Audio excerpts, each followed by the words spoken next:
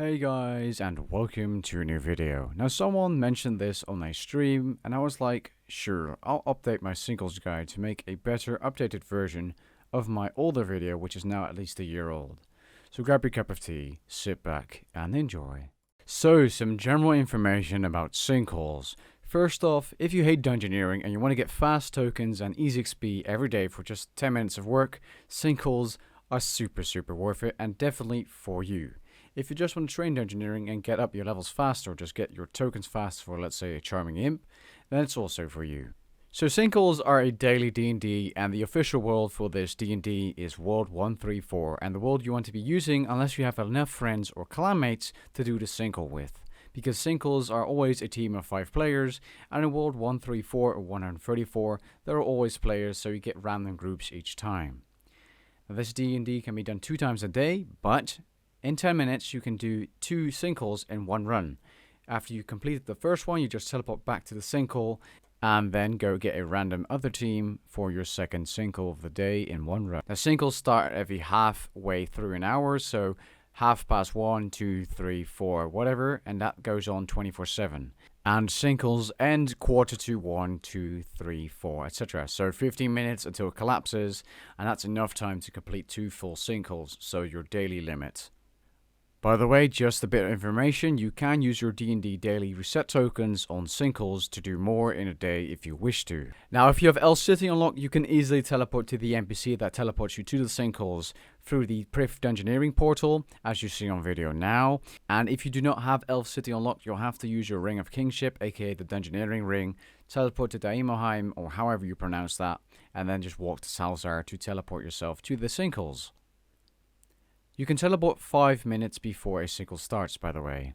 Before that, he will not teleport you. Now, before we get into the sinkhole itself, the rewards are very good. You can get experience lamps ranging from small to huge, and some dungeoneering tokens, as you always get tokens as a reward, but sometimes you can get even more tokens if you get the specific dungeoneering tokens reward, which is a separate reward, and then you just get way more. But if you get an experience lamp as a reward, you'll always get some dungeoneering tokens for your efforts. One of the best rewards is definitely a medium lamp plus dungeoneering tokens, so pretty much best of both worlds. Now, the way you get this reward is that you have a dungeoneering tokens separate reward at the end of the sinkhole, and then you have a Meerkat's scavenging lamp card, and that will give you an extra medium lamp. One of the other best rewards, if you're second or first place, you get a huge lamp. And then you pick the Meerkat's card again, and you have a huge medium lamp, which is a huge amount of experience. To start a sinkhole, wait till the sinkhole arrives if you've arrived early, then click it and enter the sinkhole. Then right-click the Garage or Horde Stalker and choose Enter Dungeon once you have nothing equipped. If you still have an aura or some items equipped, you can bank them or deactivate the aura if you wish to.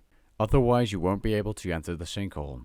Once inside the sinkhole, this may take some time by the way, you want to choose one of the gear sets you can take. You can choose ranged, melee, or magic. I recommend using magic, as the chain ability can hit more enemies farther away than the ricochet ability with ranged, and it's easy to rush through the dungeon or sinkhole.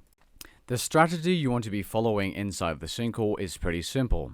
You want to rush rooms that people are not inside. If there's someone coming the same direction as you, that's just too bad. Try to pick up the explorer's totems first. Then while doing that, try to attack some of the enemies and do damage to them, because the person that does the most damage against the enemy inside the sinkhole will receive a combat totem. Now, you don't want to be gathering the skilling items in the sinkhole just yet, because they give you less score as the combat and explorer's totems do. So only start doing that once all rooms have been cleared, and then just try to gather as much as you can and bank it. The same goes for the combat and explorer's totems. I recommend banking as often as you can, because people can bank before you, and then all the totems will be handed in and there's just no room to hand in your totems, and you're just going to miss out on your score. Now, while picking up or killing things in the sinkhole, you might notice that you get some cards in your inventory. These can be used at the end, and the way they work is clearly shown at the end at the treasure room, where you get your rewards and what the effects are of each card. But the best cards are definitely the Meerkat's card, that gives you a extra medium lamp as a reward. The clone card, which pretty much clones the reward of the player previously ranked. So if you're third place, it will copy the fourth place player.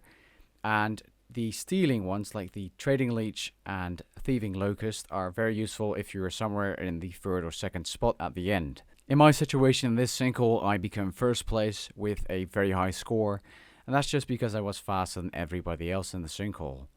Once every supply has been handed in or the timer ends, you will be teleported to the treasure or reward room. This again is pretty self-explanatory. You see the rewards everybody has in the top corner of your screen, and you just want to use the cards to your advantage depending on what reward you want. If you want tokens, you want to go for the tokens and try to steal them. You know, you can also be social and don't steal people's lamps and just be happy with your small or medium experience lamp. But you can also be a dick and go for the high rewards by just stealing them and giving a high ranked player in the reward section a medium lamp or a small lamp. Anyways, that pretty much concludes this guide. If you want to do a second sinkhole in the first run, you want to, at the end, click on the ladder and choose teleport to sinkhole, and then you'll be teleported back to the entrance of the sinkhole. Then you can enter it and wait for another party or 5 players to arrive to do your second sinkhole in the first run, or just one run.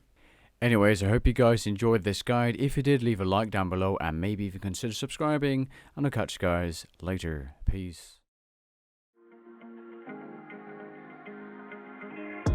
When you're feeling down on your luck, you're tired and stuck, enough is enough. You gotta pick yourself up, cause life gets hard, it might leave scars.